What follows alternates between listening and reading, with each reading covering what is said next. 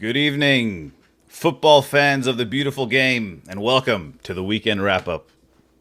I'm your host, Cartwheelchamp, broadcasting from my newly floored apartment. Things are still quite a bit unorganized, but happy to be home. I'm excited to bring you episode 51 of this week's show, where we dive deep into the world of football and catch up on all the action from the past week. Joining me today are our regulars. We have Mr. Milo the First. Milo, welcome in, Milo. How you doing? Good evening. I'm good. I'm good. I wasn't ready for you to go straight to me. I was like, sorry. No, it's fine. It's fine. There we go. I'm good. I'm good. Also joining us, we have Mr. Cultured Left Foot. Cultured, welcome in. Hello. Yeah, welcome. I thought you were going to go Hoff first. Oh, sorry. And last but not least, we have our fourth regular. We have Mr. Hoffspur. Hoff, how you doing, man? Oh, hello, Hoff. Oh, we don't have Hoff yet. Fiddle around with that for a bit while I read the rest of this memorize. Oh, while I recite my memorized. Oh, there we go. How you doing, Hoff? Okay, great. How are you? Doing good. We also have a special guest tonight who's going to add a little extra spice to the show. Together, we'll be breaking down all the latest news and results from the beautiful game over the weekend. As the transfer window has now closed, we'll be discussing the Premier League's record spending spree, all the big moves that happened in the final days. We also have a bit of analysis from this week's top matches, including a thrilling Arsenal loss to Everton on Sean Dyche's managerial debut, the impressive win by Tottenham with Harry Kane scoring a record-breaking goal, and the massive investigation, which is actually putting Manchester City's lawyers on high alert. We'll talk a bit about that as well. Current struggles of Liverpool, red card for Casemiro in a Manchester United win over Crystal Palace, Chelsea's giant spending spree, and much, much more. Guys, if you're watching on YouTube, please don't forget to subscribe to the channel. Follow all our guests on social media. Their links are in the description of the video, as well as in Twitch chat. And for the second half of the show, as we have been doing for the last couple of weeks, we'll be playing a bit of Football Manager. After about an hour of the show, we'll hop into that. We'll keep chatting with you guys and keep chatting football stuff. But sit back and enjoy. The wrap-up is just a reminder as every Monday night, so make sure you tune in for your weekly dose of football excitement. Let's get started, and let's introduce our special guest for this week. He hasn't been on for quite a while, but he is definitely a fan favorite. We have Mr. Don D205. Don, how are you doing, man? Oh, I don't got your audio, Don. Oh, I lost your audio, Don.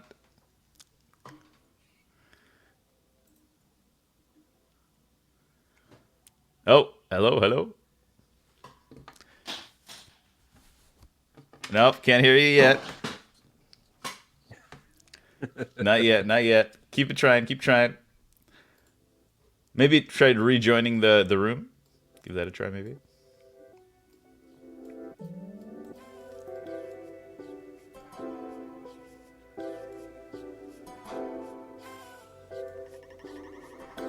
All right, he's gonna try to rejoin. Anyways, guys, how you guys doing? How's everyone doing? Good. Not bad. Doing good? Very good. Very good. Yeah. Yeah? All right, But let's see. results notwithstanding. All right. There we go. Yo, can y'all hear me now? We hear you, Don. Hey, yo. What's up, How man? you How doing? y'all doing? Doing good, man. Doing good. Nice to have you on, bro. Yeah, man. Good. Lo, what it do, man? What's up, Lo, bro? How you doing? I'm good, my friend. How are you? I heard that, man. I'm good. Hoff, how you been, bro? You good? Yeah, pretty good, man. Yeah, man. What's my man's name right here? CLF. What's CLF. going on with you, fam? How you doing, bro? You good? I'm good. Thank you. I How are followed you on Twitter too, fam. So you know, so you got to follow for me on there too. you? Good. Thank you. Yeah. There we go. Yeah, Don, so it's been a while since you've been on, man. Yeah. Let's catch up on some stuff that's happened since last time I think we spoke. We had the Yeah. big World Cup happen, kind of a big, big thing happen. What were your general thoughts on Messi winning and Qatar hosting all that stuff? Anything you wanna?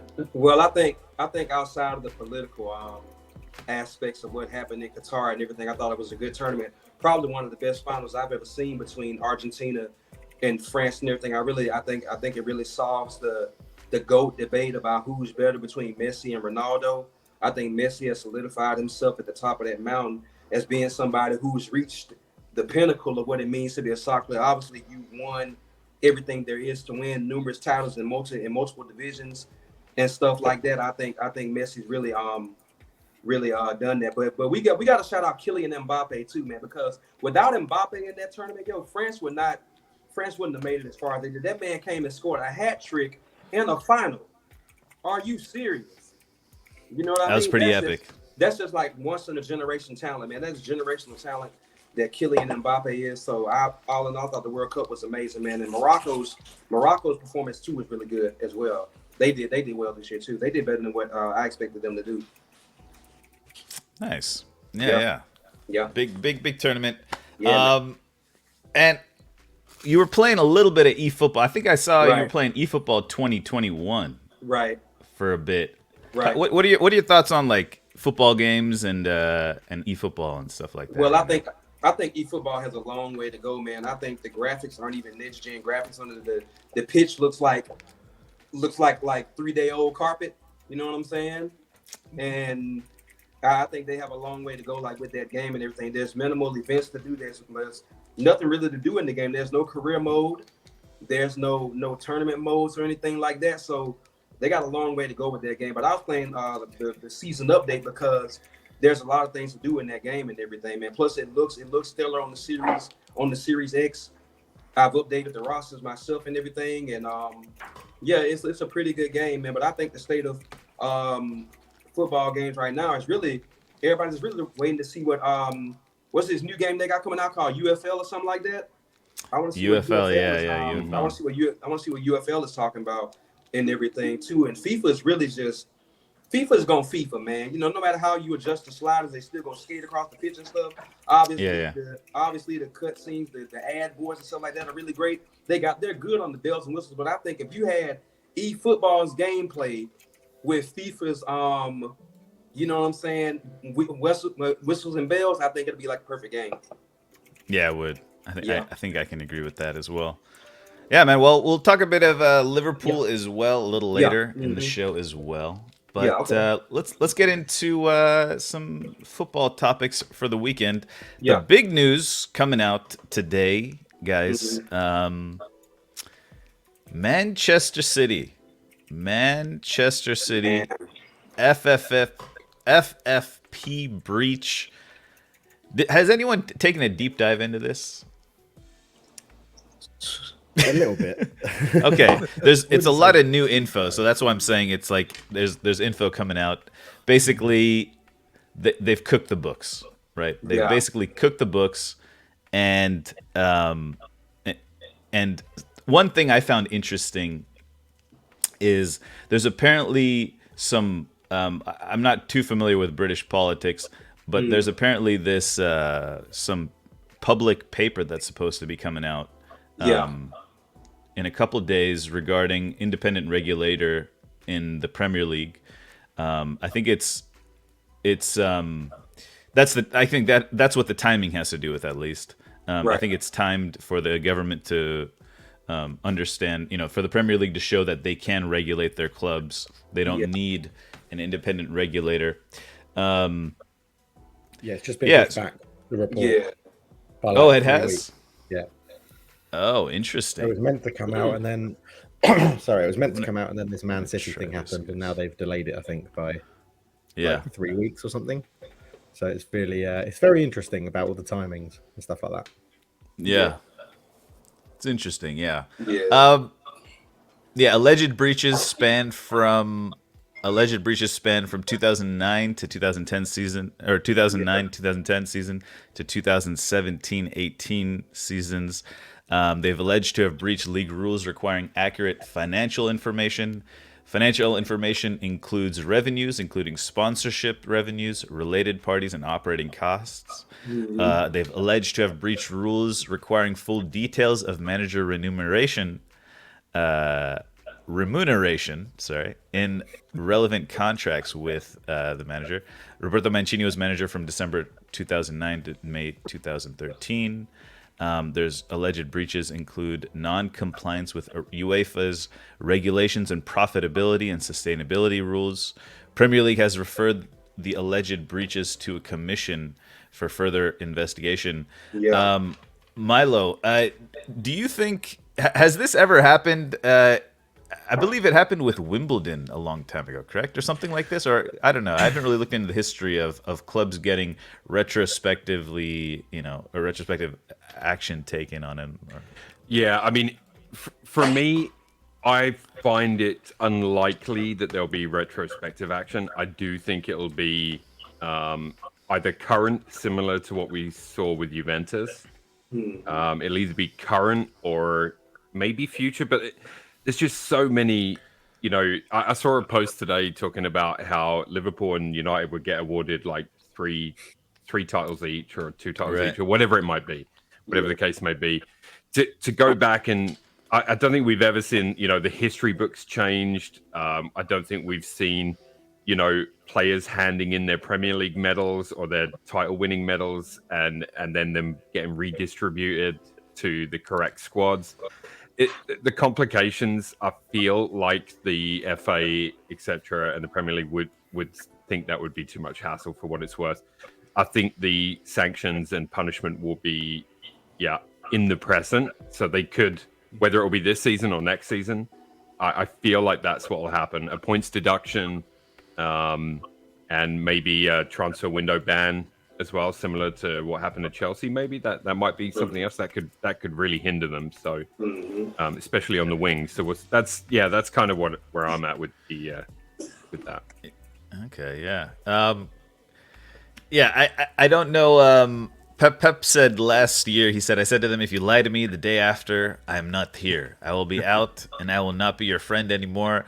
I put my faith in you because I believe you 100% from day one, and I defend the club because of that. This was last year he said this regarding the investigations that were happening. What do you guys think happens to Pep in all this? What do you think happens to Pep in all this? But he's not at fault, is he? It's not. No. He's employed. He's employed by the club, and if that's what he said, he'll stick to his word. I think if they're found guilty of something, he'll leave. I think. Because I don't. He's a bit of a knob, isn't he, Pep? But he does seem like a guy that sticks to his word. So I think if he said that and it's on record, I think he will go. He will leave. But then it all comes down to how long is it going to go on for? Like, it's an interesting one because obviously the UEFA case, when UEFA went against Man City could go to the Court of Arbitration for Sport. They can't do it in this one. They're not allowed to go there because it's a inter-country thing. So they can do the lawyer up process and appeal to the commission. But I think the Premier League have gone, here's 100 charges. Even if we get you with 10 of those 100, it proves that something's gone wrong. Yeah. I think the Premier League have gone for as much as they possibly could get out of all the documents they've got, going basically to Man City. There's no way you'll prove that you didn't do all 100 of these charges, and something will stick. And then I think it's like Milo said, it will be current day. They'll never go back and strip or do things like that. It's too hard for the FA and the Premier League to do it. So it'll be interesting. But I think Pep will go. If they're found guilty of anything, I think Pep will go. Yeah. Yeah, and they'll be stuck with Mahrez on the right wing for about 3 years. Mahrez and Grealish. Yeah, Mahrez and Grealish will be their wingers for the next 10 years. Okay. This madness in chat just needs to stop. Match fixing is not the same as cooking the books. No. I realize you're desperate for titles. Yeah, you're seeing the desperation of Liverpool fans right now. Just calm down. Hey, man, watch Man City won those titles. Oh, my bad. Yeah, Hoff, what are your general thoughts about all this? I mean, I agree with Milo and Cultured. Like, Man City won those titles on the pitch. They're not going to say, "Oh yeah, I think actually Liverpool scored more points." So no, that's not how it works. And match fixing is not the same as cooking the books. So you can miss me with that garbage. Yeah. Yeah. Yeah. I could see points deductions. It probably wouldn't be this year. I saw that expulsion was something that could happen. I can't see that happening. We were talking about it. We can't see it happening, but we can't see it happening. But that's what we all want. Oh yeah, absolutely. But we were talking about in the Discord. I think that would just accelerate the recreation of the Super League if they remove them from the Premier League. Mm-hmm. Yeah, I mean, one thing that pops to mind is, throwing an asterisk next. If something is found, right, and they're fined this season, whatever, £10 million, transfer ban, couple point deduction, you put an asterisk next to all these Premier League titles and all these Carling, or League Cup titles, things like that. Because, my mind immediately started thinking, like, what about all the teams that lost to them and got relegated? Or like teams that beat them and didn't get relegated, or like it cascades too much. Obviously, as a United fan, I'd love to take a league title. I think Liverpool fans are in agreement with that. But I do think that it'll be. There's this, if it looks like a duck, if it sounds like a duck. Yep. Probably. If it moves like a duck, it's probably a duck. Probably is one. And we've been feeling that for the last couple of years. It's always something's just felt off. There's always been there was the Champions League potential ban, and then there was the investigation 2 or 3 years ago, and it just keeps happening. And I love a good stat, and I just want to point out to everyone that is the most uses of the word duck in the wrap-up show history. Yeah. Well, it's the abduction. Yeah. What is it? It's the abduction reasoning or something. I forget what it's called. Mm-hmm. That's where. I can't remember if it was your Discord, Car, or Milo's Discord. I posted in there and around. There was an investigative journalist like 2 years ago. What was it? The German newspaper that started all the leaks that meant UEFA then investigated Man. Der Spiegel, Der Spiegel. They leaked that today, as a matter of fact. That came out today, as a matter of fact. That some Portuguese reporter had leaked that Manchester City information to a German reporter, and that's how the story had got out today. That's what I seen on Sky News today. Ah, okay. So that lines. Yeah, up. it was a Portuguese hacker. Yeah. And I think all of that started when right before the Abu Dhabi United group had bought Manchester City. I think that's when all of that stuff had started, man. Because think about it. You went out there and got all these players. You went out there and got Sergio Aguero during that season. Remember that season they came down to the last day and everything? They bought all I remember. That year. And they probably kept all those financial records off the books and said, okay, guys, we're gonna sweep this stuff under the rug, and whenever it come out, because right now it's all about winning. So now this is going to force everybody else to get their information straight on their books and say, we're going to make an example out of one of the most prestigious clubs in the Premier League, as if to say to you guys, nobody is above reproach and nobody's above the law. So that's what that's going to be, man. I think that's what's going to happen. Because I remember, it must have been 2 years ago now. I was just saying, in one of your two Discords, I put that link from the investigative journalist who had tracked the Man City sponsorship links through their website, and loads of them were just a PO box in Watford that had 0 employees, and it was just like, oh, this is our new cryptocurrency sponsor or our new printer sponsor and things like that. And he tracked them all back, and I'm like, okay, if he can do that, why can't a commission clearly prove that there's no one working at this company and things like that? But it's going to go on and on and on. I don't think it'll be sold before the end of this year. Probably won't be settled before the end of next year. It will just keep going and going and going, and then we'll have the Super League. So for me, it's it always felt off with City. To me, it just always felt off. They're apparently reported that they had more commercial revenue than Barcelona, Real Madrid, Manchester United, all these big clubs. So it's like, what. And you can buy. I said it I've been saying it for years. You can just buy your own merchandise and call it revenue, right? But there's a lot to go into it. We don't need to harp on about it too long, But I think the story just came out yesterday, right? So there's going to be a lot of developments going into that. But one final thing. Congratulations, Lo. Well, Congratulations on the one title, thing though. on Y'all won this year. Y'all got it.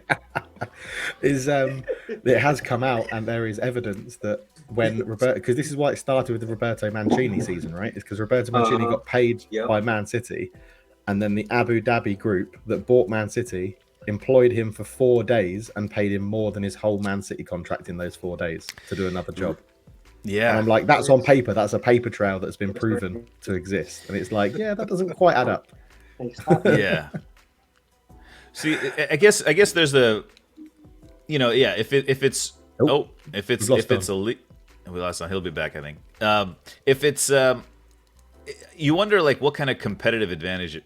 I don't know. It just anytime you mess with the books, there I don't know if there's clear set rule, right? If you pay, if it's a money situation, you got to pay. You should have to pay more money, or if it's if like, I mean, you could argue that without that money, Mancini wouldn't have been motivated to train his players or something. Anyways. It goes on. But moving on to Manchester City's matches this weekend. Harry Kane scores 200 Premier League goals for a single club. Third to reach that total. Wait, hold on. Oh, anyways. Wait. 267 goals in the Premier League, breaking Jimmy Greaves' all-time record. Spurs grabbed a big win. A 1-0 win over Manchester City. A pretty abject performance from... City played okay, but Tottenham's defensive display, I think people ignore how important defense is in games. I think these days they all think about the tiki-taka Pep football, and they forget about the Simeone side of the game. So I love it when these types of results happen. Hoff, why don't you take it away for a bit and just talk a bit about it? Yeah. So Kane's been trying to get that goal for a few matches now. So it was his 200th Premier League goal. So he's the third player to ever score 200 in the Premier League. Oh, that's what it was. Sorry. Yeah. Okay, yeah. Behind Shearer and Rooney were the other two. So that's not in the game tonight. Yeah, and 267. Like, no one has ever scored more goals for Spurs ever. It's really cool to see. Like, I've probably seen most of them, if not all. He was overall, I didn't think he had the best of games. For me, Emerson was just fantastic. He had Jack Grealish hit the Emerson Grealish battle on the right side. On City's left side it was really cool to see, because sometimes Grealish would get a little bit past him and Emerson would fight back. It was a really good battle both ways. And I think Emerson slightly edged it. I think the Spurs got into Grealish's head successfully. Like, I think he got fouled 7 times and he committed 5 fouls himself. Mm-hmm. So he was fighting for his life, basically. I thought not starting KDB was kind of weird. Yeah, very when weird. I saw the lineups come out, but Pep said it was a tactical thing. I'm not 100% sure what that tactic was, but it didn't work. Haaland was a ghost for the most part. He had no touches or shots, no touches in the box or shots, which is definitely not. It was weird to see him drifting out to where Grealish was he drifted out to that left wing pretty regularly. I don't know if he was trying to create for himself or what, but whatever he was doing, it wasn't working, which is credit to Christian Romero and Eric Dyer. Romero got the 2 yellows, which at that point, I don't have a problem with it. I mean, the first one was kind of dumb. The second one, okay. Or I'm sorry, reverse that. The second one was dumb. The first one, I'm okay with. That first one. Yeah. Sorry, I'm leaning to get away from this duck over here. Speaking of ducks. Oh, yeah, another duck.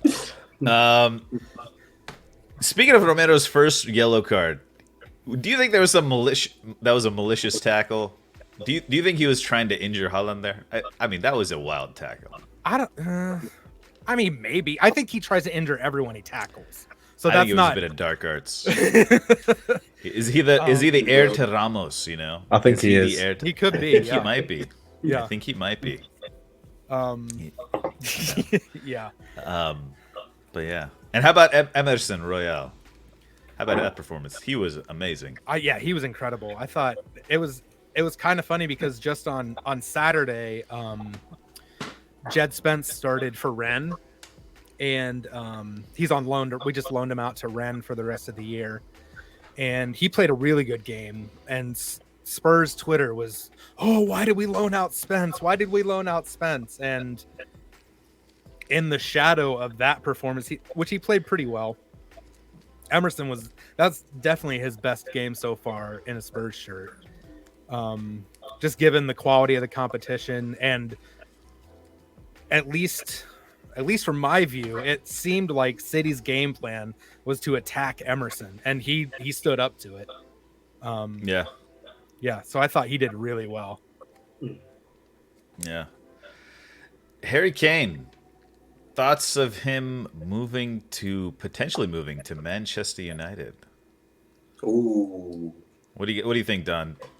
I think that'll be an excellent move for Manchester United. I think it'll up everybody's play, because think about it, you're gonna have Rashford, Kane, you can throw Sancho in there, Anthony on the other side of him and everything. I think that'll be crazy, man, to handle that. Like, imagine running on the break against that. You got to get back. You got to play back on that almost, because they can run right past you.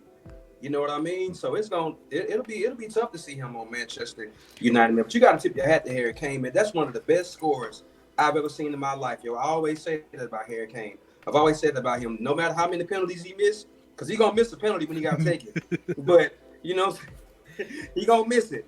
But when it comes to scoring and putting the ball in the net at a close range and curling it in, there's nobody better than Harry Kane, man. That dude is efficient, man. That dude is efficient. Efficient as a heat pump, man. He's great. He's great. Yeah, he's good. It does feel like, he's accomplished something at Spurs, like, yeah, it's not a trophy, right? But it's something, it's something. Sorry, wow, man. I thought I was muted. Crazy, Sorry. Well, he needs Alan Shearer's record is 260 or something?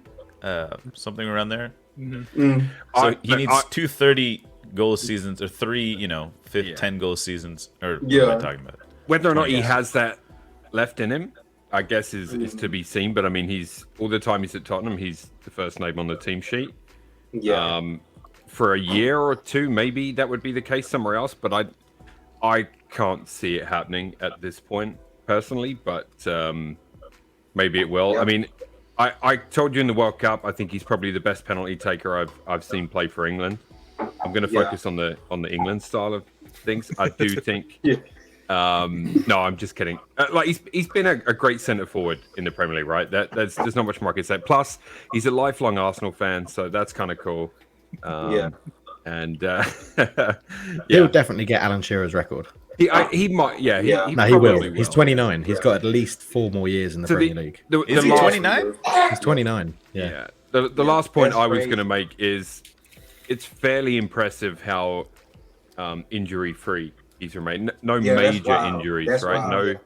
Yeah, has he ever missed a full season? I don't think so, right? No. He always gets He's an missed- ankle injury in September, right? Yeah. The longest period I can remember him being off is like 6 to 8 weeks, so maybe a month or two. Like right around that Champions League run was a pretty. Oh, that's right. Yeah, because he would come back for like a week and like re-aggravate, so he missed a couple more weeks. I still don't think Yeah. he should have come back. I don't think you guys should have played him in that final. I agree. Yeah. But that was a sentimental pick right there. But I think that speaks a lot as well. Like just the ability to, if a player stays injury free at a high level, like he has a great chance of smashing records, especially if you're the forward. Like Spurs have had no other option for quite a long time in that very precise role. So yeah, good goal scorer. Yeah, there you go. Yeah, That's as complimentary as I can be. On the topic of Kane as well, Sinzero says, I can feel him signing for Bayern. I think Tottenham have said that they don't want to strengthen their rivals. Yeah, that's an interesting one. Do you think the sheer record is something he really wants? Because if he does, he's got to stay in the Premier League. Mm-hmm. I don't know. Yeah. He wants it. Yeah, you got to think he wants it. So I can't see that move to Bayern happening unless it's crazy money. Maybe, I don't know. Yeah. Tottenham won't want to strengthen a rival, but if they come with enough money for Levy to sell, then they'll strengthen a rival. Look what did to say. I know not Spurs and Spurs and United weren't rivals when we bought Berbatov, but that was the same thing. Levy said, "This is our price. This is our price. This is our price," and then eventually United paid it. So, how about That's just Martial what the other Levy does. way? Yeah. Ugh. Just keep who you have, because Fraser Campbell was fucking abysmal. yeah, he was. Fraser Campbell. He had a couple. He had a couple. I can't see him going to United, honestly, but I guess maybe it'll depend on where Tottenham finish this season. Why not? Right. Bro? Why can't you see that? I just can't. To me, he just looks like a one club. As far as England goes, looks like a one club guy. He doesn't strike me as a player that would go abroad. I get you. Yeah, he doesn't strike me as a player that would go abroad.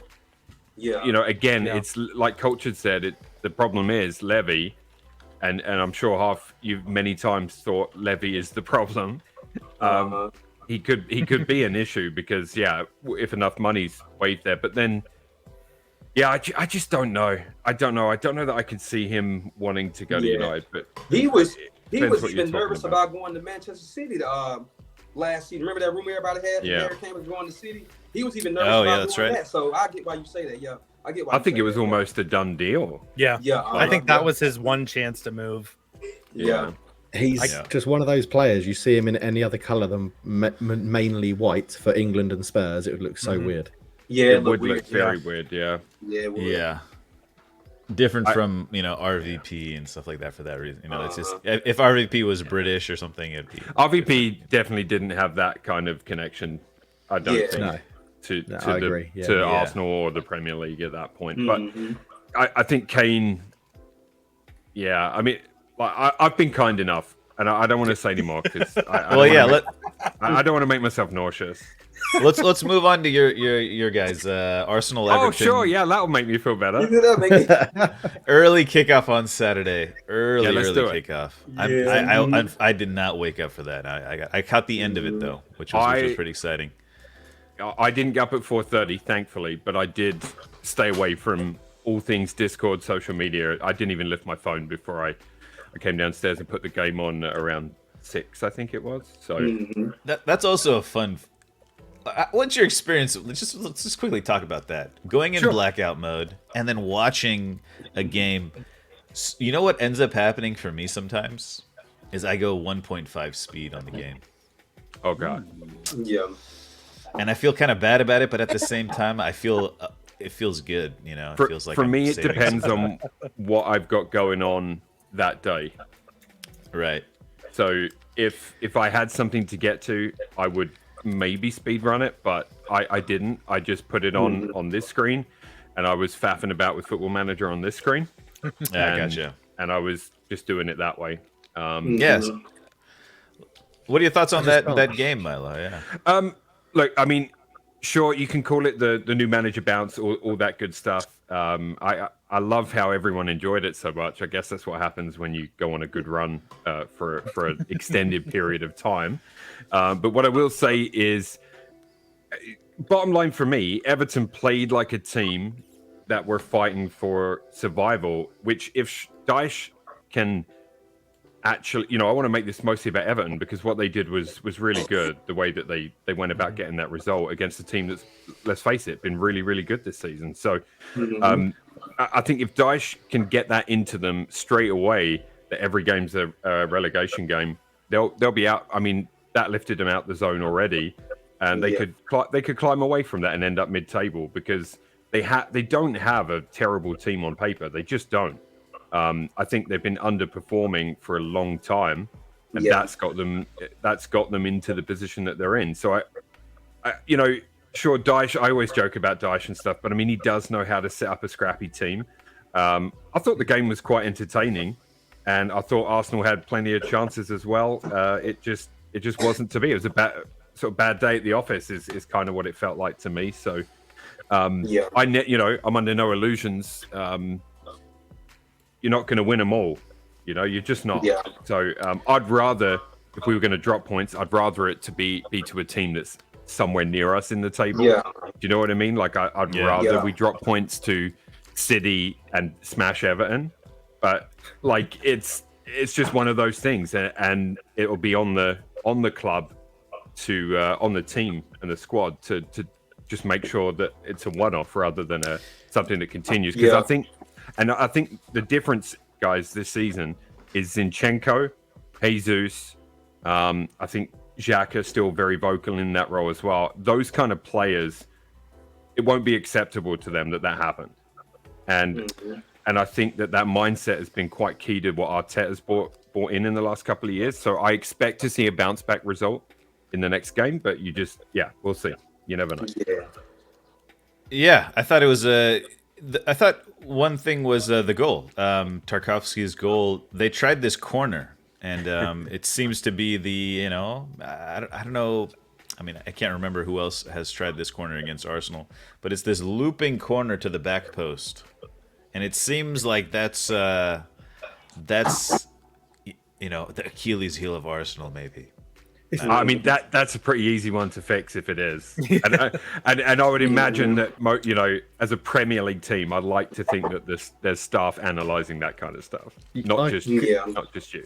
I can't imagine that it was Odegaard that was told to mark Tarkowski.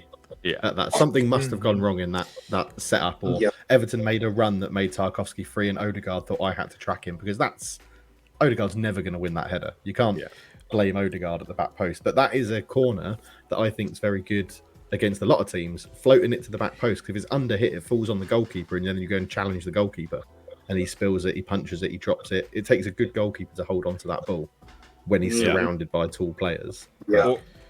Or as a keeper, not that I'm encouraging gamesmanship at all, but if you're a keeper, you've got to think, I got to come for that, and if I don't get near it, I need to make an absolute meal of any contact.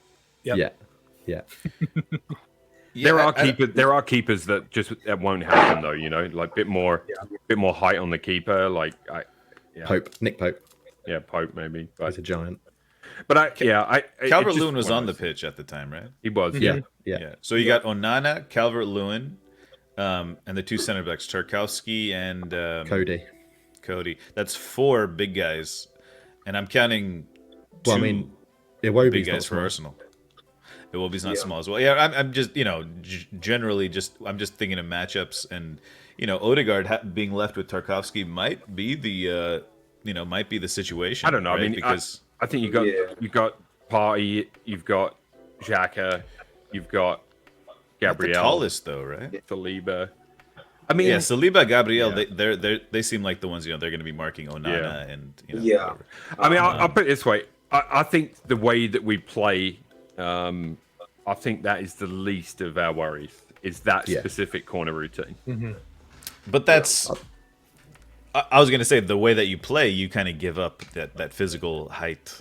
Maybe it's just on a match. If we talk about like NBA or whatever matchups, it's like a set piece. Set pieces are like a play of NBA basketball. I took 2 things. I being in Singapore, I managed to watch the game live. It was on a good time for me, so I watched the whole thing. And I think the 2 things I took away from it was, one, this guy has got to prove that Frank Lampard is a terrible manager. Yes. Absolutely. For the final time, this has to prove that Frank Lampard should not get a job in the Premier League ever again.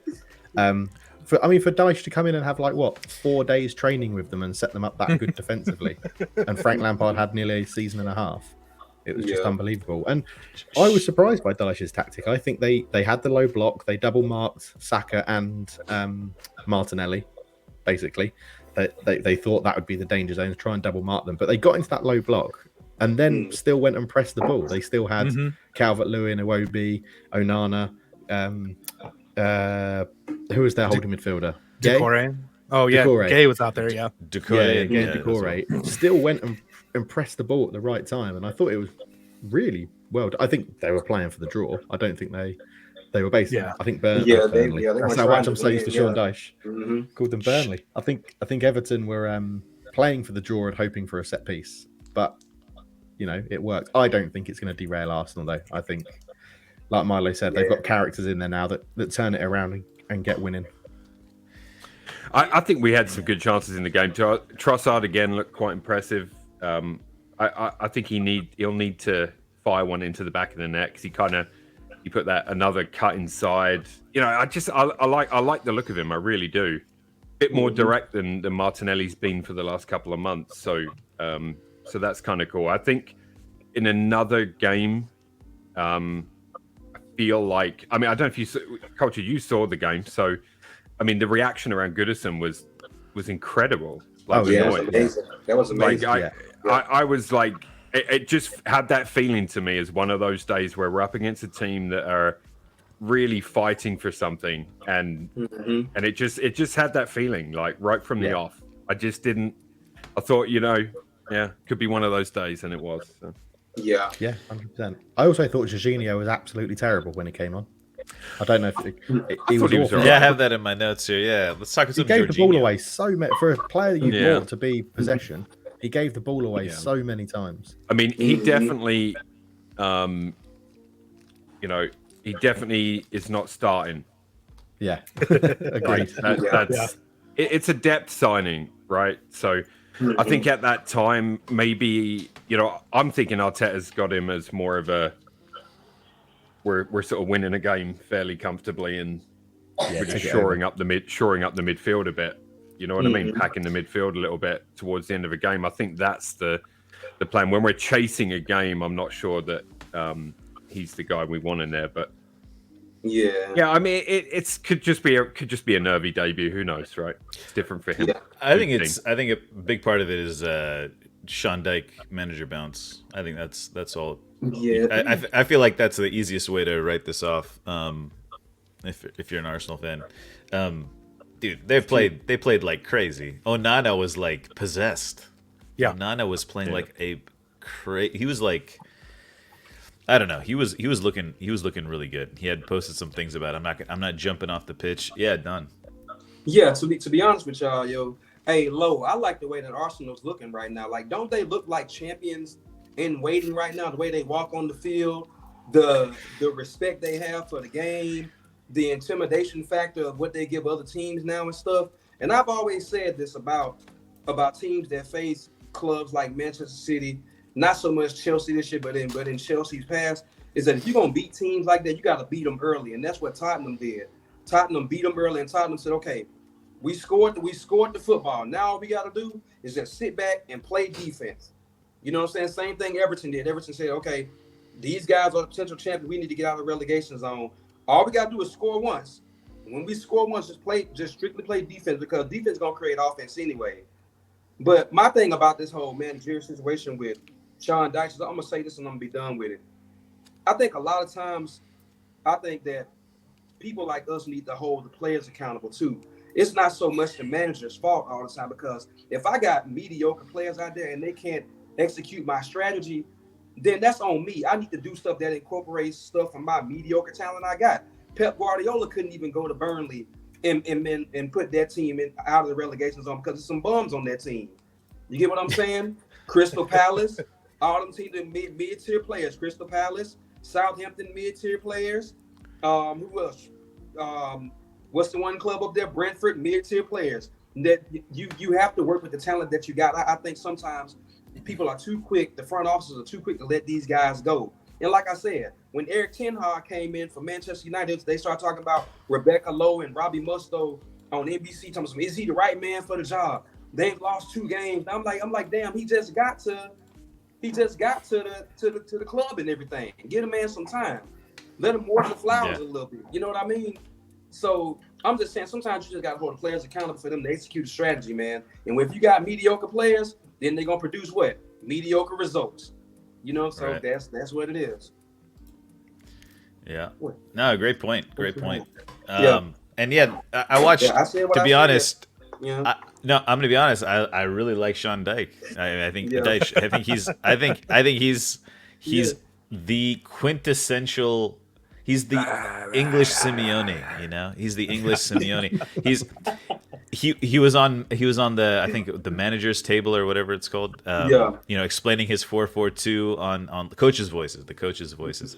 Yeah. And he talked a lot about just what you talked about, Don. Accountability, holding the players accountable. Yeah. He's banned beanies. He's banned whatever the snoods. Yeah. He's requires everyone to wear you know, shin guards. He's like, you're talking about how, you know, you practice how you play. If you can't wear all that stuff when you play. And then he's, you know, he said he highlighted you know, the accomplishments of the players that are there. You know, a lot of them have played in big finals and stuff like that, and just telling them, you know, just getting their confidence back up and just getting them motivated. And I think that type of energy is just great. And to be honest, that's the Everton I kind of grew up with. Was kind of like a super hardworking Everton. This is like in the late 2000s under David Moyes. They played that style of football that was very, I don't know, I found it very respectful. High work rate, and, you know, just working hard for the results, and you know, good things came from that. And yeah, Everton, you know, I think United had a lot of dealings with them, you know, a lot of loans and things like that. So they have a kind of a, and then also Landon Donovan went there, right, for a bit. Yeah. So for me, they have a small place in my heart, and for that reason, they are my third English team behind Fulham. Thank you very much. I feel you. I was just stressing the point that you got to hold players accountable. Like I said, you can get Pep Guardiola, you can get Sir Alex Ferguson in his prime to coach that team, and that team's still gonna finish at 11th in the table because they got mediocre players. They got role players on their team. There's no name one superstar on Everton's team. I'll wait. It's a good point. Calvert-Lewin. Calvert-Lewin, he's not a superstar. He's not coming a superstar. back. He's a role player. That man's a role player. You know what I'm saying? Jordan There's not one Pickford. superstar on that team. Jordan Pickford. Okay, I'll give you that one. But he's barely there. You know what I mean? They got a lot of teams have a lot of depth, but big game coming up this weekend is going to be Liverpool Everton, Merseyside derby. Yeah, man. Merseyside derby. Yep. Tough timing for Liverpool. They've just lost 3-0 against Wolves. Don, yeah. we haven't talked to you about what's going on with Liverpool. It's things have changed. Things have changed. Yeah, things have changed. We've been talking about managers. We've been talking about stars, motivating the players. Is it just injuries? What's going on? What's going on with Liverpool? Man, I don't know, man. It's just different times in Liverpool. When you let go of guys, when you let go of a cinder block like Sadio Mane, who's a real cornerstone of the team. And now you got guys that's confused in their roles and stuff and everything. Now you got Gakpo coming in. Mohamed Salah still playing well. Now he didn't even show up at this last game. And I think it's just a time where Liverpool really got to find out who they want to be and how they want to do it. I don't think that's on Jurgen Klopp. Everybody's talking about, is this Jurgen Klopp's last season? Is he gonna leave? No, he's not gonna leave. I just think that it's just one of those things that happened to your team last year with Manchester United. They didn't do so good last year. No. Uh-oh. Oh, right in the middle of his point. That was we were getting close. Yeah, I personally think Klopp wants. I think Pep and Klopp both went out. I think they just went out. Klopp looks. I don't know. He looks tired. I think I don't know. What do you guys think about his interviews? Make him seem tired. Yeah. When he's just snapping at a reporter, going, "I'm not going to respond to you." All right, yeah. Sorry, Don. I was just saying. I feel like Klopp wants to leave. You're saying Klopp is going to stay, and go ahead. Yeah. I think he's going to stay because it's just the waves. It's just the ebbs and flows of the season. You're not going to be good every year.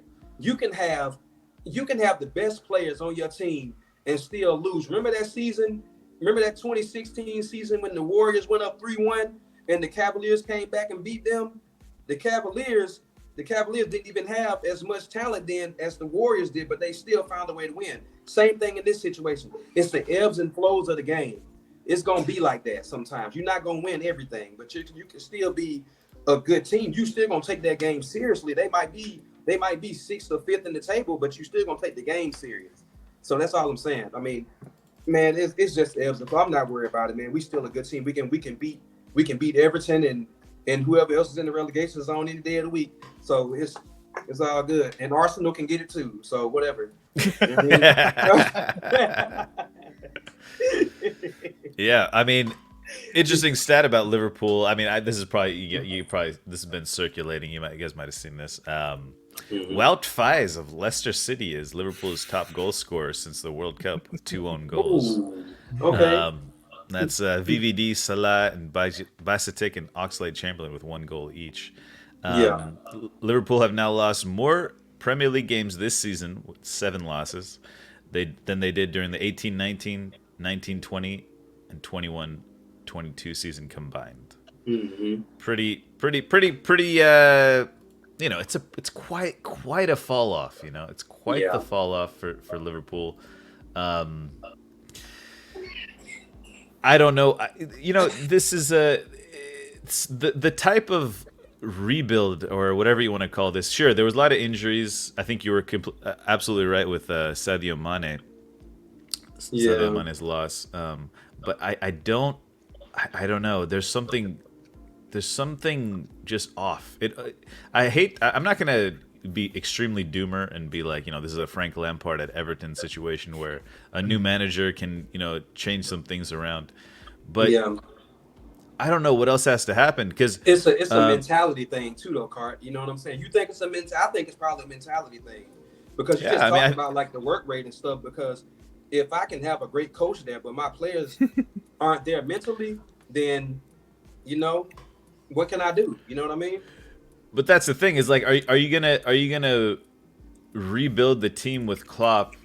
It's like 10, 11 players that you got to rotate out and refresh, or are you gonna change Klopp and see what you can get out of the players that are there, type of thing? I don't think Klopp. Yeah. I don't think Klopp's going anywhere. I think the entire club has written this season off, just with combined everything, injuries, poor start to the season, yada yada yada. I think everybody around the club is just resigned to this being a year where they rest up, take it easy. I think they got to retool and they'll go again next year. Mm-hmm. That's just how I see it happening. I'm on that same page, Lo. I'm on that same page. Yeah, I don't know. I think that's a positive way to look at it if you're a Liverpool fan, but I don't think it's I don't think it's going to pan out that way. I don't think it will. I think you have to make some fundamental changes. Sort of what Don was saying about the mentality. I do think there's an issue with the players potentially having won everything under Klopp already. Like, if you imagine if Pep wins the Champions League and then stays at Man City, there will be a number of those players. They're like, oh God, I've done that now. Good. I've won the Premier League. I've won the Champions League with Man City. Oh, good. Okay, right. What's next? Yeah, they're already talking like that. Oh, okay. Yeah. So it's a tough thing. But Klopp's a motivational manager. He can definitely get them back out of this. It's just whether he thinks, 7.5 seasons, maybe it is time for a little breather. Step away. I don't think he'll get sacked. If he goes, it'll be his decision. I don't think the board will sack him. Either way, it's just like you hear it in Pep's interviews, right? You hear him talking about every couple of years you have to refresh the team. People lose their hunger. Even under Sir Alex, United would rotate their teams every 3-4 years, right? That was his kind of what he would always talking about longevity, is that you can't keep a team together for over 3-4 years. It's a cycle, you have to keep cycling and keep refreshing. I mean, Liverpool, I think they're a little behind this cycle now. I think their midfield, the drop off in their midfield is so crazy that I think it's really putting stress on other areas of the pitch. Gakpo looks horrible. I think Gakpo's a good talent. Darwin Núñez looks horrible. What do you think of Darwin Núñez, Don? Yeah, I think he's like I said, man. I agree with what everybody's saying, man. And even though my team is looking horrible, I don't need you to say that. But like I said, let me do all the credit. Let me do all the criticizing. All right, my bad. So you know what I'm saying. But like I said, I like Darwin, man. I think he's a great player, but I think it's just an off year for him. I think it's an off year. I think it's one of them years, like Milo said that they resigned. They said, hey, look, we're gonna take this year to just finish the season out, just come back and try it again next year and everything. Hopefully everything will pan out the right way. But I like Darwin. I think he'll stay. I don't see no problem with him. But I think you got to find your groups. You got to find what you do. You got to find what you do best, man. You got to find what you do best as a player, man. That's why I like just real quick. That's why I like Coach Paul Silas, rest his soul. Because Paul Silas, who was the coach at Georgetown, always said, he asked Red Auerbach one day, he said, Red, what do I need to do to get the best out of my NBA players? Well, he said, find out what every guy's NBA talent is. And I think that's what they need to do in the Premier League, is they find out what every guy's talent is, what they like to do best, what they can do best, what they aren't strong at. I think that's what needs to happen now. I think everybody needs to just go reflect on themselves and say, okay, this is what I can bring to the team, this is what I can do, and I'm gonna incorporate that with what you do, and we can get some more chemistry going, because it ain't like we're not used to being champions. We just won 3 years ago. So, you know what I mean? It's all good. Yeah. All good. No, I Let me just warn you though, Don, 3 years turns to 10 years before you know it. That's true. Yeah. turns to That's 20 true. years. That's true. Yeah. Yeah. I'm mostly concerned that they didn't address the midfield. Like at the beginning of the tried, but season, yeah. we all talked about it, and they ended up with Artur. Mordechai thinks they're getting Bellingham. Yeah. The I think they delusion is could. strong today in chat. They could get Bellingham, but I don't think they will, because they're They not going to get could. Champions League football, and Yeah. FSG want to sell the club, right? FSG aren't going to outlay that much money on Jude Bellingham and then sell the club. Wouldn't make sense. Yeah. So, Well, I think Bellingham could happen if other things happen, right? If other things happen, if there's other signings, that's what I'm saying. It's put so much stress on the other areas by not addressing the midfield well properly last summer, that this idea that it's just burnout, but that's part of planning. You got to be able to see that. You got to be able to see that you're going to burn out. Or you could possibly burn out. This is how teams. This is how teams win and lose, or football clubs operate. It's planning and understanding just little things like play style. I mean, Football Manager guys, you guys probably know. Your team gets tired faster if you play a intense style of football, and you can't expect it to just last forever. It's part of that, but it's also eras of teams have eras, right? So that, and I think that era of Liverpool's team has come to an end, and now there's a transition. And some teams in the past made the transition within one season and didn't lose too much ground on their rivals. Whereas this season, Arsenal have improved, right? Mm-hmm. United seems to have improved. So, like, Liverpool haven't, despite the Nunez transfer or whatever. So, I think it's eras. I don't know. I think having one season I think it could be turned around with the right investment and the right moves. Like I said, I don't think Klopp will get the sack, and I don't think he will leave. But I don't know. I mean, it could be wrong. Maybe he'll have enough of because you get the impression he hates talking to the media sometimes. Yeah. Did you see his interview this week? He didn't take a guy's question because he wrote something bad about him. In the press. So I don't know. Who knows? It's for me. It's okay. I don't know what Klopp wants to do. To me, I think he's if FSG or the owners don't invest, I can't see Klopp wanting to stay, and they didn't invest, and so that's why I'm saying I see Klopp leaving. That's it's not like Klopp hates everybody and he's out. It's like the owners aren't investing. His hands are tied. He's trying to win games, and he's finding it difficult too. And it is what it is. And maybe he'll move on. Maybe he won't. I don't know what other job he'd do. Maybe that if Bayern don't win something, maybe he'll go to Bayern or something. I don't know how big the Bayern Dortmund rivalry is, but Speaking of eras, yeah. Speaking of eras, Milo, you brought up very nicely. We have a new era. We had an interview last summer by a certain Ten Hag speaking about how he loves Manchester City and Liverpool, what they're doing, but all eras come to an end. This weekend, the only team in the top 6, I think, outside Brighton, right? Brighton won last minute. Arsenal dropped points. Oh no, Tottenham picked up points. Anyways, Arsenal, Man City dropped points. United pick up big 3 points against Old Trafford at home. 2-1 win. Casemiro red card. A beautiful build-up for our second goal. I don't know if you guys saw that. This is just, I mean, Arsene Wenger would be proud. He'd I be think proud you're getting a little carried away. It was just champagne. It was that beautiful. special.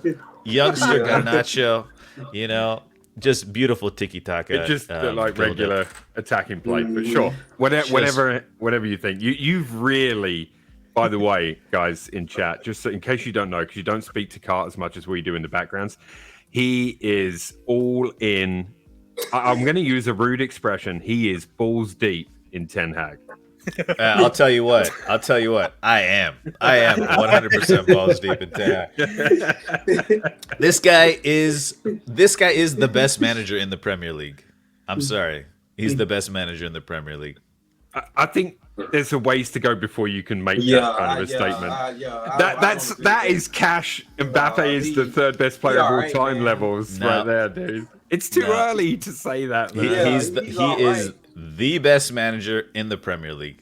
I saw a 3-part piece by Sky in the summer about Ten Hag, and I knew it from that moment on. Well, let's hope your premonition comes true for you, because I want to see you happy. Look, 6 years. I'm saying for the next look, Klopp and Pep had their 6 years of. Pep. I don't count it, to be honest. I don't count it. But Klopp had his 6 years. Do you think it's going to be Arteta and Ten Hag going toe to toe for the next few? Okay, I'm glad you brought up Arteta. I forgot to mention his post-match press conference. What did you think of his post-match press conference? I love the players. They need to know we love them. All this stuff. All right, you're taking it out of context, but that's okay. This is what that's what he said. He said, "This is the time I love them more than last week." He didn't say anything like the I love them more than last week and the week before that. Dude. That's what he said, though. It's like he's running a kindergarten. No, I think his point is he just wants the players to know. Like, he's so happy with how they've played this season, right? So he's just saying it doesn't matter. It doesn't matter. That's all he's saying. It's one game. It doesn't matter. Yeah. He's just result doesn't make steadying the ship. That's what it is. And it's all this love. Is he not allowed? Is he not allowed to love his players? It's just weird. It's so dramatic. The all or nothing thing season's over or whatever it's called. I mean, he didn't say it in the way you're doing, the dramatic tone of voice and accent. He didn't do that, by the way. If anyone would like to go watch, it read was the transcript. Nowhere near as bad. And English isn't his first language, so I think you should stop being racist. Whoa! No. Okay. Anyways, it is what it is. He it is also what it is. Just it's on a more comical note. He also said credit to Burnley on their win. He was Everton's captain. Yeah. That's true. That's another thing. It is the Dyche effect. He's rent free. I did like Arteta at Everton, to be honest. I was a fan. of him at Everton. But anyways, you were a fan of him at Arsenal, surely, when he scored that goal against City. Great goal. In chat, Mordecai said, "This is what it feels like, and any normal manager after OGS would make you feel this way." You're going on and saying that if City get titles redacted, Liverpool get 3 more titles under Klopp. Ole Gunnar Solskjaer gets a title if they get taken away from Man City. So he can't be a terrible manager. So if he's going to technically win the league.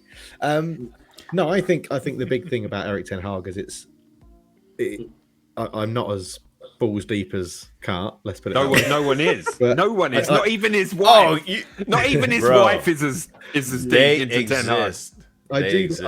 I do think it's what United have wanted from their last 3 managers to be like this, and that's why everyone was so excited about Ole Gunnar Solskjaer when he first came in, because it was free flowing. more advanced attacking football and keeping the ball. But Like Rio Ferdinand's reaction, that was the best. yeah, wow, yeah. But it was good. It was a good game. I'm a bit disappointed in Casemiro. I think he realised, oh crap, there's cameras all around. I shouldn't be having my hands around someone's throat. But he gets a 3-game rest before the cup final now. So him and Bruno Guimaraes are both totally fully fit for that cup final. Yeah. And he's also, he'll be fresh for the Barca games as well. Yeah. He'll be fresh for those Barca games coming up. Hey, while we on that, That's a positive way of looking at it. You love to point out the positive way of looking at it. That is a very positive way of looking at it. I love how you're just glossing over the fact that we're not going to talk about he had his hands around someone else's neck. We are going to talk about that. We're just going to gloss over that and say, well, at least he's going to be rested. He's an idiot. And let me tell you something. This is becoming a joke. Okay, here we go. Go ahead, Don. First, Don. Go ahead. No. I was gonna say while we on the subject, man. So let's all give credit to Newcastle United too, man, for the job they doing this season too. I never expected them to be this good. Matter of fact, Newcastle was one of the teams that I played against on FIFA. When I'm learning how to play FIFA, I pick them because I know I can beat them. But now, right. So I'm not doing that no more. You know what I mean? So just another team with I hate to say it, mediocre players, but they the best of the rest. You know what I mean? They're great. Not very few superstars on their team like Bruno Guimaraes and Isak is still there too. Kieran Trippier, guys like them, and they so they get thumbs up from me, man. So shouts out to Newcastle, man. They're doing well this season. Yeah, absolutely, they are doing well. I actually do want to give United some props because you guys are playing well, and all jokes aside, 3 points off City, that's the big takeaway. From me after this weekend for you guys. I mean, Arsenal, we do have a game in hand, so obviously from a personal perspective, I'm grateful that City dropped points this weekend. That was big. So thank you, Tottenham. But it's you guys are putting a run together. The Ten Hag love in. I'm sure that will continue for the next few years. But point got to be given. I mean, I thought Palace, they just didn't have enough to push back after the red card. So and before the red card, it was pretty much one-way traffic, I thought. So Zaha being injured was huge for us. He's caused us nightmares every time we've played Palace and he was injured. So. Palace don't do well without Zaha. They just don't. Okay, here we go. Casemiro was seen with his hands around Will Hughes' neck. Yeah. In the laws of the game, violent conduct is defined as using excessive force or brutality against another opponent or other person, or deliberately striking someone on the head or face. Mm-hmm. He was in a static hold around Will Hughes' neck. I understand it doesn't look good, but it wasn't like a attacking motion, first off. It wasn't on his head. It was around his, throat here. There's other clips of tons of players. Fred getting punched in the face. Mm-hmm. Holding getting punched in the face last year. Holding, yeah. Sure. Tons of stuff. And they pinpoint Casemiro's situation. Now, I just think the only reason a big deal, I don't understand the uproar from United fans on this one, because honestly, you can't risk putting your hands on someone else, because then it's not in your hands. The decision's not in your hands. I'm not defending him. I don't think that's I don't think there's any reason that he should have that ban reduced. We've seen red cards given. We've seen red cards given. Fred got punched in the Fred got punched in the face as well. Then, so what about that one? So that can be done retrospectively. Yeah, and that's my point, and that's why we're up in arms. You're asking why we're up in arms, and I'm telling you why. Because it was completely inconsistent. That whole situation, the two teams came together and they were fighting. You're going to pinpoint one thing. Whenever I've brought that up, when it's happened to us, where a red card incident has got missed, such as the holding getting punched in the face last year, people are like, well, it's just it just doesn't get looked at, doesn't get VAR'd. So there you go, it doesn't get VAR'd. So we have to move on. This is different because it was 6 on 6. It was 6 on 6, a crazy brawl. They've honed in on one tiny little thing. I'm not defending violent conduct. I'm saying if you're going to give it to Casemiro, you give it to the other situations that happen where you zoomed in, you freeze the frame, and you see photos of people doing crazy stuff. Exactly. Why didn't, was it Schlupp or whoever? Why didn't he get a yellow card? Why didn't he get a yellow card? Right? For that tackle on Anthony, throwing him into the boards. Inconsistency is something we talk about every week on the show, and we that's all why, hate it. That's why we're up in arms. That's why I'm up in arms. But I think, it's like, okay, it's done now. Anyways, yeah, let's keep moving. We got a little limited time. Last thing I want to say about that game is Marcel Sabitzer made a nice little cameo.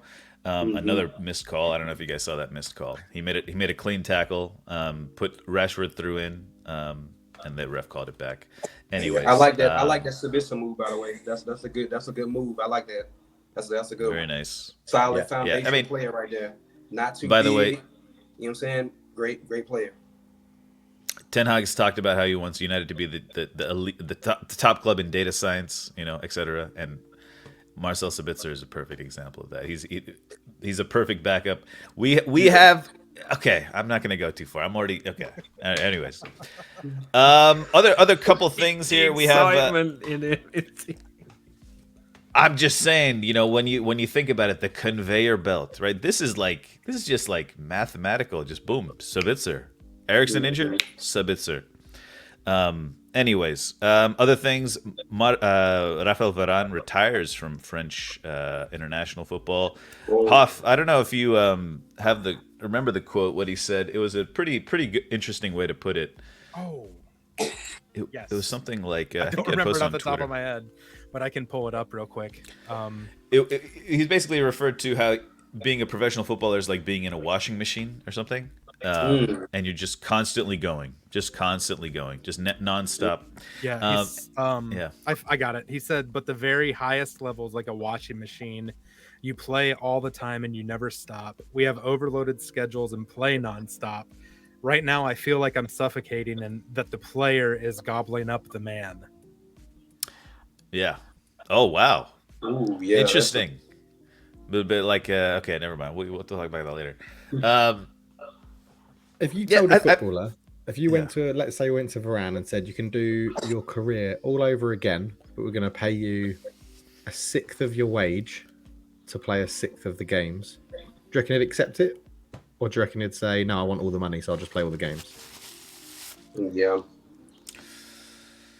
I want all the money.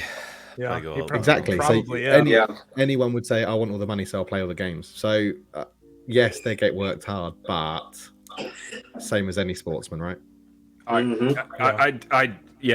This can always turn into like a more of a debate, but I just think there are so many people, and it's their fault. Sure, you can blame. There's going to be a side that where it's not always their fault though, but there are so many people doing jobs that they don't love and getting paid hardly enough to keep the heating on in the house, and I just think you can't. You chose football. You presumably you enjoy football. You get paid to play football. You get paid way more than anyone in a job that's actually contributing to the society you live in, apart from enjoyment. Like it's for me, it goes down that road, and I try to stay away from it because I just think you entitled prick. Like that's honestly, I got no time. I got no time for my life is so hard. From a footballer, I just don't. This might have to be a debate another day. We can debate it all you want. Because I will. Yeah. My thing is though is that you don't. I know you will. I don't get as much. You always will. I don't get as much coverage of NHL. But it makes sense. It makes sense. Sorry, go ahead. But the NHL players don't moan, and they play more. They have much more physical impacts on their body than soccer players. How long is their season? 82 games. 82 games without playoffs. They play an NBA season. Yep. NHL time. How many months out of the year are they playing? Wow, that's crazy. Like 9? Yeah. 9 or do they have to play in those other months?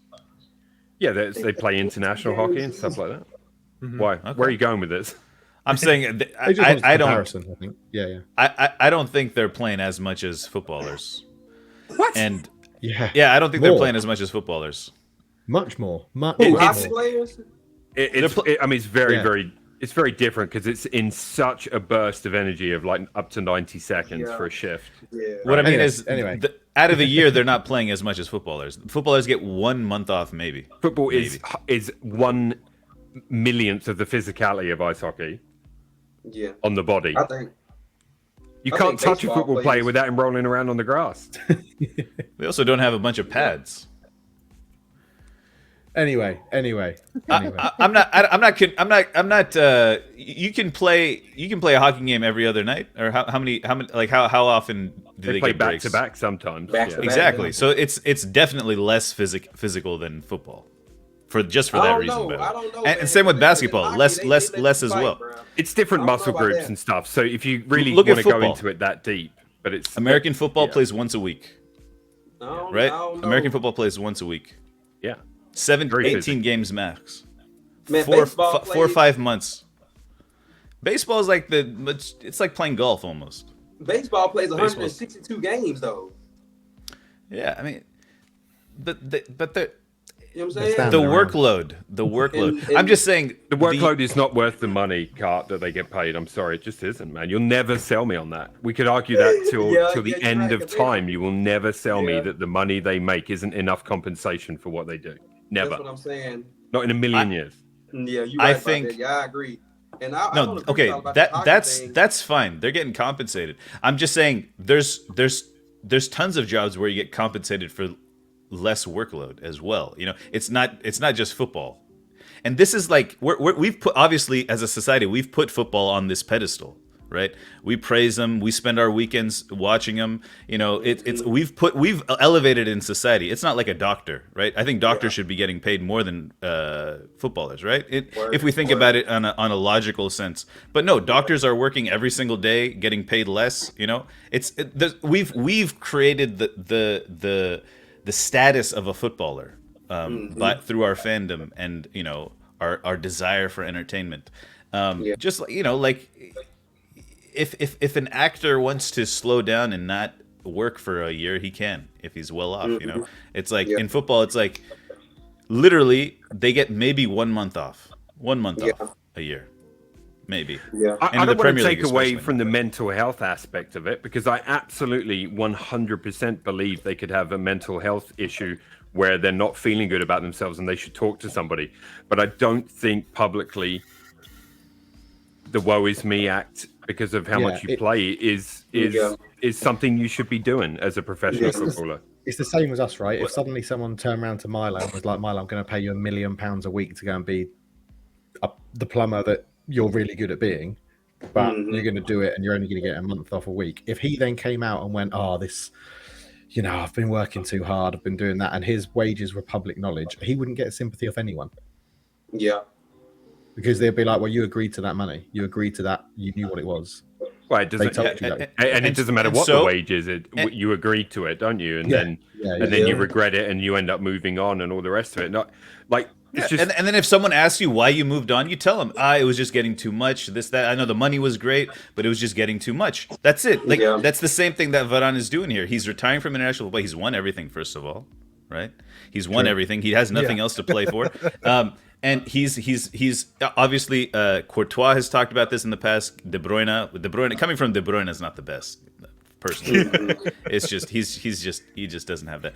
But they've talked about this in the past, and it's if who else is going to talk about it? Obviously, we always it comes up every couple of years. Are the players being played too much? Blah blah blah. Etc. And I think that is a general. There is agreement that the players are played a little too much. Klopp talks about it. Is Klopp now woeing about it now? Pep Guardiola's talked about it. Ten Hag talked about it. But Ten Hag, you know what Ten Hag said? Ten Hag said, let me clue you guys in. He said players love to play, but there's no time for training. They play, they rest, they play, they rest. Now that's the type of lifestyle it is, But I mean, Klopp was talking. So maybe when Klopp talks about it, it's okay. I don't know. Like, if someone who won everything in the game has been at the top of the level, top of the game, Varane, for many years, saying that I think is fine. I don't think he's trying to say oh, poor me, this, that. I don't think he's saying that at all. I think he was happy to play all those games, win all those titles with France and Madrid, and soon to be United. But I don't think it's if who else is gonna say it? Even people, Mordecai saying we don't need this much football. I mean, you can look at it two different ways. You can look at it as a complaint, or you can look at it as he's actually just pointing something out to people, and the luxury that he has to have won everything, to retire at that age is a luxury. That's a luxury. Yeah. Hey, Carter, I understand everything you're saying, but I don't think soccer is nowhere near as physical as hockey is. Because you want to know why, bro? Because the minute you played hockey and you check me on the wall or whatever, guess what I get to do? I get to walk up to you and grab you by your jersey and punch you right in the face. And ain't nothing nobody can do about it. You know what I'm saying? There's a code. I've learned. That's what I'm saying, because you know what I'm saying. Like I think hockey. Like I said, I agree. I see why Varane probably say that and everything, given domestic championships. Then you go right in the World Cup. You go deep in the World Cup too. Then you got to come back and play more domestic football. I see why you say it, but they paying you to play soccer, bro. You getting paid $300 million to play soccer, though. You know what I'm saying? So yeah, exactly. You got families out here. It's a dude right now. Look at Gareth Bale. It's a dude right now laying in the bed that's got to get up at 4 a.m. to go move bricks on the back of a truck to finish building something. You know what I'm saying? That's why I'm saying it's the perspective you choose to take his words at.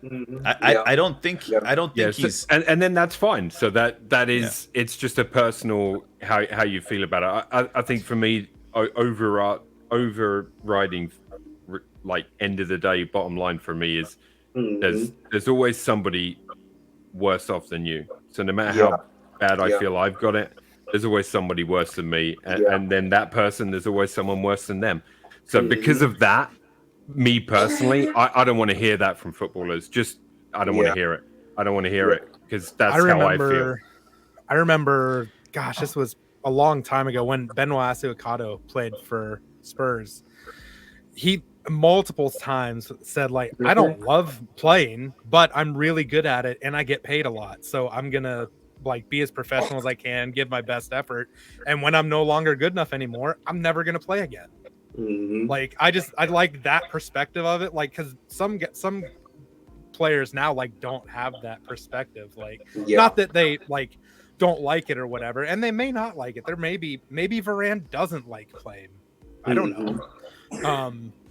It kind of sounds like he doesn't like playing under the current circumstances, but I just that's something that I appreciated hearing. In addition, like, cool, you're struggling. Guess what? There's other people that are struggling too. I mean, but that's, I hear you on that. That's always gonna be an argument for everything.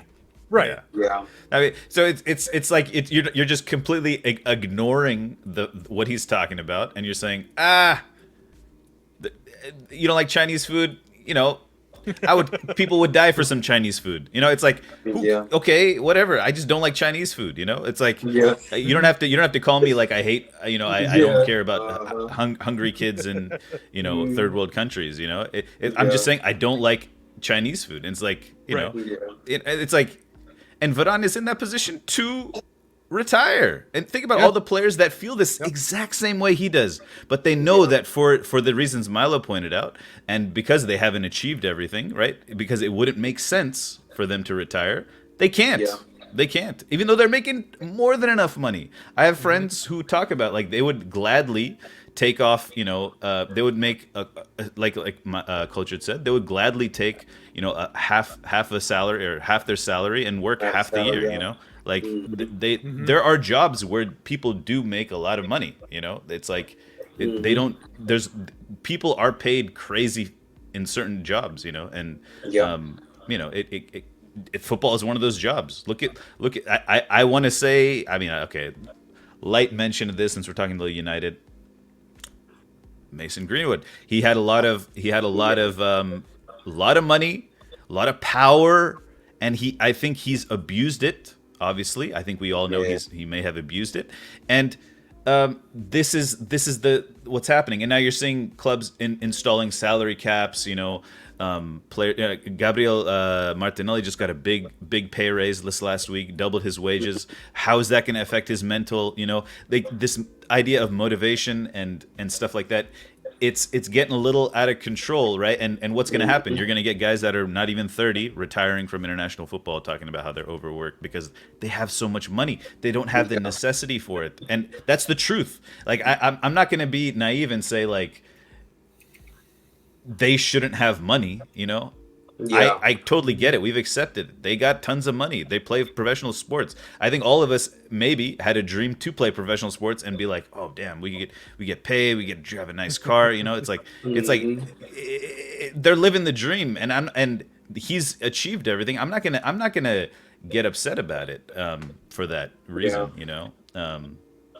But I love all the football that's going on. Personally, I love it. I'm sure. I don't know. Yeah, I don't know. Like, without going too deep about it, for me, it's just personally my background. I come from a blue collar family, all blue collar workers. We've never really had much. I've worked my ass off my whole life, and yeah, it goes deeper than that. So I just don't want to hear. I just don't want to hear complaints from people that are getting to do something that they love. I just don't want to hear it. That's how I feel. Yeah. No, I'm not saying that's how you should feel. That's just how I feel, and that's it. Yeah. And this is my take on it is sort of similar to Milo in the sense that because we know they're earning so much money, footballers, I'm going to generalize here and say Premier League footballers, we know they're earning so much money. If they do think it's too many games, they could retire at 25 knowing this workload's too much and I've got enough money to settle me for life. Yeah. So why do they keep doing it? They can't. Yes, they're all motivated to win titles, but if you're playing for Everton, yeah, but they don't need that money to live comfortably. They do not need that money to carry on playing until they're 35. Who knows, man? Maybe they just want money. Yeah. Yeah. Fine. And they've worked their whole life. Look, it's not the players' fault. The money is the way it is. It's not the players' fault, I'm not saying that in any way. Like that, it's grown out. That's out of their hands. It's grown way beyond what it ever was before. You can talk to. There's plenty of interviews out there with footballers not that long ago that didn't get paid that much. They've made more money from being a pundit by far than what they did playing, and they might have been better than half the Premier League. Like. Yeah, I guess I'm accepting the fact that I'm understanding that they have the dream job already, and coming from someone with a dream job, talking about being overworked is what I'm thinking about when I hear him talk about that, right? And also Varane does have a lot of injury problems, so makes a little more sense. I don't know, if he wasn't so injury prone, maybe he wouldn't make this statement or whatever. Who knows? I don't know. Anyways, we could probably go on about this. Remind me if we're ever short on content to bring this up. Wages. I feel like Don was frozen where he's trying to reach my face. He's actually reaching through your camera. Yeah. Yeah. I mean, obviously, okay, yeah. It gets so sensitive so quickly, right? Because depending on your perspective on it, and that's not. I don't like to think that that's Varane's point of view, but personally, that's what I think. I feel you. Obviously, I think most of us want better jobs. I don't know. Okay, let's not get into that. Other news with Jesse Marsh got fired recently shortly after the signing of Weston McKennie. Chris Armas has taken over for Leeds. Sean Dyche had the manager bounce against Arsenal. Now we have Leeds back to back. We're gonna get smoked. By the way, United's about to get smoked. It's gonna take all of Ten Hag, and I believe, but it's gonna take all. How many Ten Hag mentions is that, guys? In the chat, someone's keeping count. One left on the duck. One left on the duck. How many? Guys, fucking hell, man. I bet it's 11. He is the hot topic these days, guys. Come on, he's the new guy. He's the new guy in the Premier League, and he's doing 13 wins in a row at home. I mean, let's just realize where the effect he's had, right? Let's just be honest. All right, we're running short on time, guys. What do we want to do? What happened at the top of the table in Serie A, maybe the Sure, the yeah, top yeah. I or- did do a shorter Serie A one anyway because I didn't have enough time to really deep dive in. Perfect. So I'll Serie A. The big game of the weekend was the Milan derby. It finished 1-0 to Inter. One goal from Martinez, Lautaro Martinez, who's Sorrow, yeah. he's doing all right.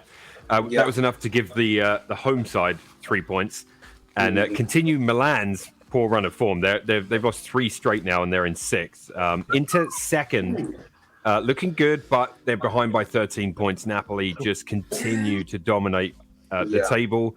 And honestly, it was Kvaratskhelia and Osimhen. It was all about those two. Absolutely getting it done. 2 goals from Osimhen.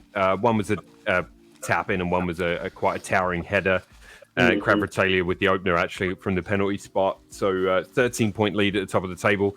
The only other notes I had were Roma beating Empoli 2-0. That actually continues. Roma have been quite impressive this season. They didn't start off that strong, but they've just been very, very steady since. Ibanez gave him the lead, and then Tammy Abraham scored an identical header off a corner for the second goal, like almost identical. You could literally just swap the players and watch the same clip. Fairly comfortable after that. It was 2-0. They're outright third in the table, 3 points behind Inter, 1 in front of Lazio, who were held to a 1-1 draw with Verona, and Juventus, who are desperately seeking a morale-boosting win, play Salernitana tomorrow. And there you go. That's it. Yeah. Serie A. Yeah, quick La Liga roundup. Barcelona won 3-0 against Sevilla. Jordi Alba, the 33-year-old fullback, scored the first goal and also provided an assist. A lot of fans writing that guy off. To me, he's a club legend. You keep him there as long as he wants to stay. Sergio Busquets went off injured in the 8th minute, and Kessié came on, so they had life post Busquets life.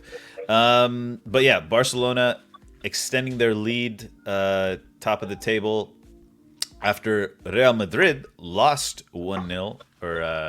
This was Madrid. The game was first, or I can't remember what order it was in. Vinicius Jr. getting all the racist abuse. To me, he's become like a Neymar-esque figure in world football now, where he dribbles a lot. He likes to hold the ball a lot. He plays on that left wing. He's Brazilian.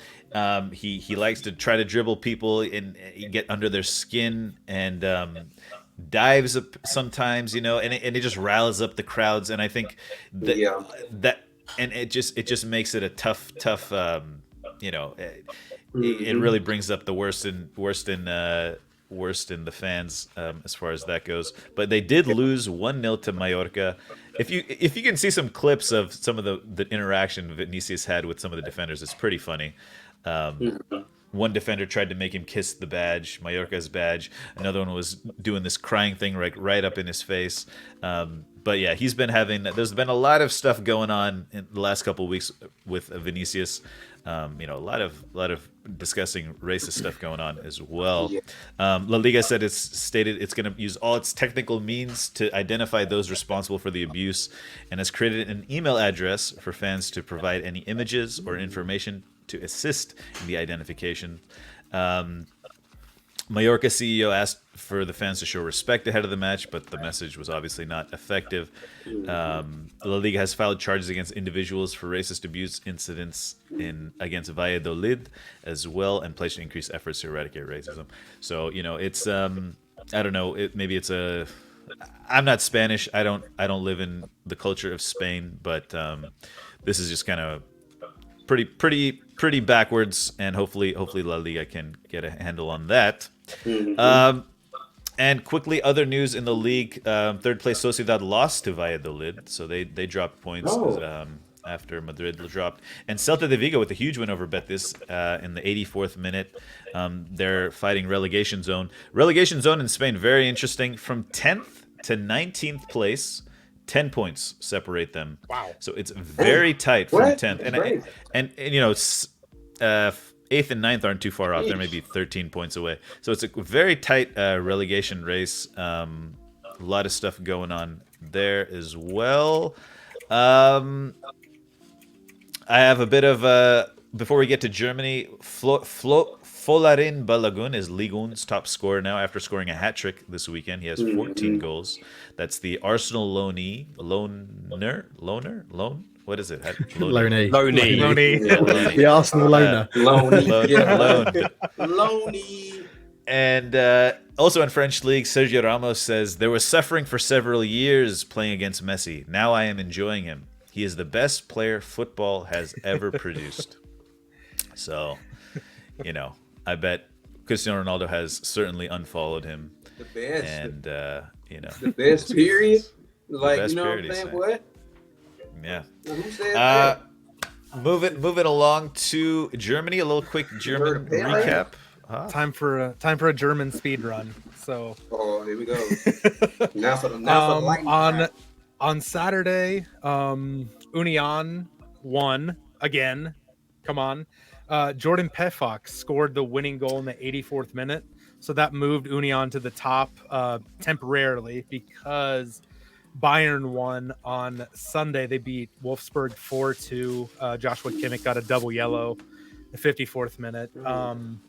There were two really good goals in that game, the Bayern game. Kingsley Coman scored 2 goals in about 5 minutes. His second one was just a full volley. It's a beautiful goal. If you can find a highlight of that from a Cancelo cross. Yeah. And Jamal Musiala had a nice little amazing run. He beat, I think I counted it correctly. He beat 6 defenders, but he beat one guy twice. So you can count it as 7. Poor guy. The big news for me personally, we talked about him after the summer transfer window. This player that I'll mention in a second. Dortmund beat Freiburg, who are in 6th place right now, 5-1. They had 5 different goal scorers. Gio Reyna got his 3rd in 3 since coming back from the winter break. And Sebastian Haller scored his first goal for Dortmund. He was battling testicular cancer. He came back, and it was actually World Cancer Day on Saturday when he scored the goal. So it was the whole stadium just erupted when he scored. It was crazy. And so you had the points difference between 10th and last in La Liga, between 1st and 6th in Germany, 6 points. So the title race is really good. It's actually Bayern aren't running away with it. It's kind of nice to see. At the moment. Oh wow. At the moment. Yeah. Nice. So a little bit of rundown there. This week we have, what do we have this week? Midweek, Leeds United is Wednesday. I didn't look at the fixtures, but we got a lot of games. Next week is going to be Europa League action and Champions League action. Everton, Liverpool on the weekend. Arsenal, Brentford, I believe. And then the following week we'll have Arsenal, City. I believe that's midweek as well. I'm not sure actually, but that'll be a fun game. Hopefully it's a little more exciting than their FA Cup match. But hey, let's. Don just. I hope it's not. Yeah, I'll take a drab, boring draw. We aren't going to talk about the Club I'll take a World draw Cup? as well. Oh yeah, Club World Cup. Yeah, what's going on with the Club World Cup? I have no idea. I No just idea. they were playing some games. Sounders are out. I know Yeah. that. FS1 was showing the games, and they switched to like a fishing commercial for extra time. In classic Fox form. Of course, nice. That was the Wydad versus Al Hilal. Al Hilal won on penalties, so I think it's Flamingo, Al Hilal, and Madrid versus somebody. Thank you, Stefan. Madrid Al Ali. This is next week, by the way. This is next week. Bars. Hey, whoa! I didn't see that last part. You can't write. You can't put Boychester on the screen. Okay. Anything else, guys? You have to add before. I have Football Manager loaded up, by the way. I know. Yep. Slack a little bit. Don, anything else you'd like to add before we switch gears into Football Manager? And by the way, thank you for joining us. Hey man, it's good to be a part of the team. I just appreciate the consideration and the talent of the guys. that I'm in the same room with. If you watching this stream right now, man, you got Cartwheel, who's an exceptional content creator. My guy Low, who's always in the building, man, always doing his thing with the Death Stranding, with the Formula One football manager Hoff. Hoff is in the building too. And Coach, I got to get to know you, man. Know you're a pretty good person too, man. God bless you too, man. And like I said, man, I ain't got too much to say, but just like keep y'all head up out here. You know what I mean? Life is tough in every aspect, and it's gonna be where it's gonna be what it's gonna be. But the one thing you got to remind yourself is that I believe that a flower's true value is measured by the depth of its root. So if you have deep roots in yourself and you're connected to what you believe in, and you absolve yourself in that, man, you're gonna be all right. So just keep your head up out here, man. Keep motivating, keep believing in you, and don't let nobody detour you from doing what it is you have to do in your life, man. Because only you can define your dreams, and nobody else can define you but you. So that's all I'm gonna say to y'all, man. Beautiful. Nice. Yeah. You know, hey, I think we got to get that more often. We got to get that more often. That hit right. That hit right, man. Seriously, I love it. I love it. Yeah, I love man. it, Don. I Thank absolutely you, love bro. that. I appreciate you, man. I appreciate you, man. Thank you so much for joining us, man. Thank you so much. All right, man. We'll talk to you soon, guys. Check out Don. His link has been popping up in chat. He's streaming. Are you streaming tonight? You think? Oh, there we go. Anyways, if he comes back, guys, check out his stream. Great energy. Plays all sorts of games. Great guy. Great energy. Yeah, just feel good. Feel good. Guys, let's do the dad joke. Oh, there he is. Like my wife. What'd you say, bro? It keeps disconnecting. I was just saying, are you streaming tonight? Are you going to be streaming tonight? I am. I'm going on at about 11 or 11:30, man. I'll be on eFootball, the season update. I'm playing some NBA tonight too. A little bit of Gotham Knights and everything. But y'all gonna hear me talk crazy tonight though, because when I get on Gotham Knights, man, I'm a different person out there. You know what I mean? I have all types of handcuffs. I got a whole stick that I carry around the city that I'm beating your behind with and everything. You know what I'm saying? So it's fun, man. I love it. I love it, man. Awesome, man. Well, thank you again for joining us, and we'll see you soon, man. Okay. He's gone. Well, He's gone again. He's in and out. All right, it was good. Yeah. We got it though. Thank you, Don. If you can hear, maybe I don't know. Guys, check out Don though. He's a great guy. Okay, let's real quick. Here we go. Don, thank you for joining. All right, we need to work on our transitions here, guys. Sorry. I'm gonna let you go, Don. It seems like we're having some problems. Okay, there we go. I didn't do that. He did that.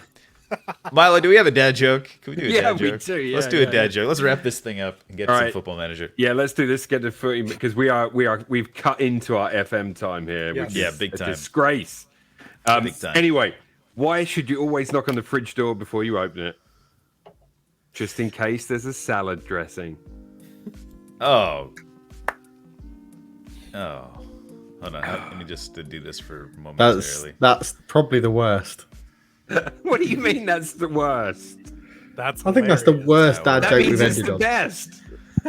Wow. The whole point of a dad joke. Wait, he's back again. What the hell He's is going back. on here? He's back. Yo. All right. Well, we're moving into the Football Manager section now.